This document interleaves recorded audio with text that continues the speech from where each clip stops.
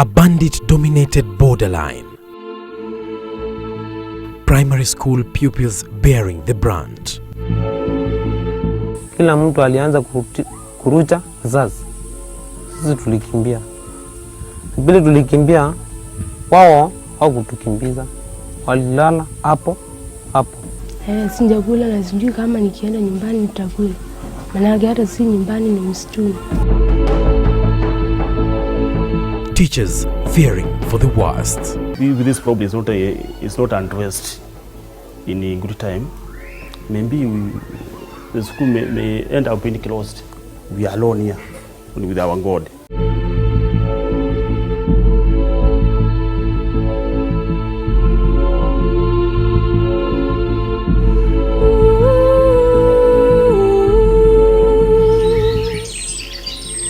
I walk into Kakungu village along the border of Kitui and Tana River counties, and the scene is that of a ghost town.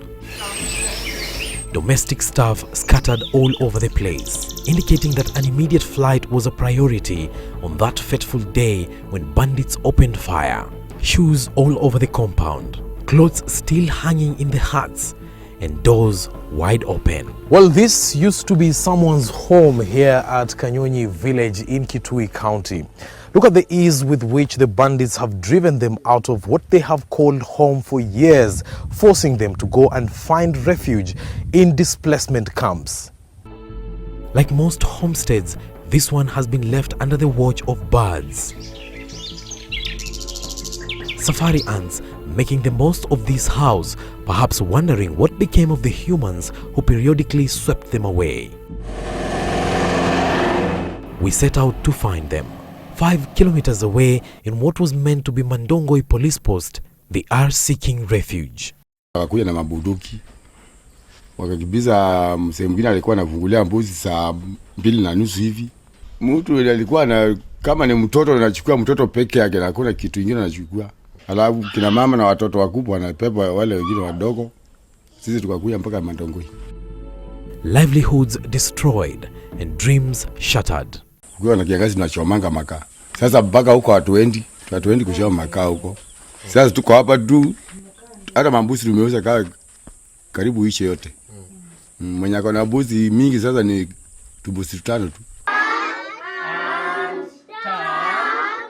Another 2 kilometers, school is on at the Mandongoi Primary School. Pupils here do what they do best. An English lesson is underway. When they see, they hope to better their mastery of the language. The gaping holes on their mud-walled classrooms proving no hindrance to education here. The problem is far much bigger than that, according to Justus Mbiti, the head teacher. One of the parents of this school was shot dead, and also one former pupil from my school was also affected by this. He was shot, and he was admitted at Kitui National Hospital. So this one created a lot of fear to the learners. He says the attacks have taken a toll on the school population. Because right now my class 7 has 22 pupils, and there used to be 46. This problem is not addressed in a good time. Maybe the school may end up being closed. We are alone here with our God. With bandits attacking villages along the Tana River Kitui border ever so often, the sound of a gun is an old familiar phenomenon here, as I found out from the Standard 3 pupils.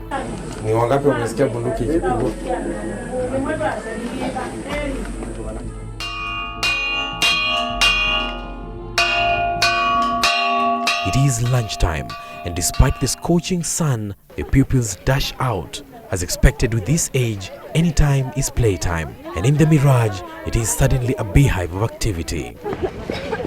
With some chasing each other in a cat and mouse game, others choosing to keep it cool. The seniors remain in class, perhaps catching up with lots of hours lost when the school was closed for close to a month in May over heightened insecurity. Mimi naitwa Muliungi. One of these pupils is Muliungi Mathumbi, a standard 7 boy who recalls vividly that fateful day his family was driven out of their home. Vile tulikuwa tunaendelea na kulima, ndipo tuliona hao watu huko kwa fence wakipepa bunduki. Vile tulikimbia, kila mtu alianza kurucha risasi. Bahati ya Mungu sisi tukawa wazima. Wakaleta ngamia huko, ngamia ikakula chakula yote. Like nearly a quarter of the students' population here, Mathumbi has the school as the closest place to call home. Na zaidi tuko msituni, hata tunjui nyumbani kwetu tutarundi zikuli ipi. Sijakula na sijui kama nikienda nyumbani nitakula. Maana hata si nyumbani ni msituni. The sound of the last bell comes as a moment of joy in many primary schools in the country. It is not the case at Mandongoi Primary School. They assemble for a word of encouragement from their teachers. But even as this happens, Mathumbi is in deep thoughts as tomorrow is not a guarantee.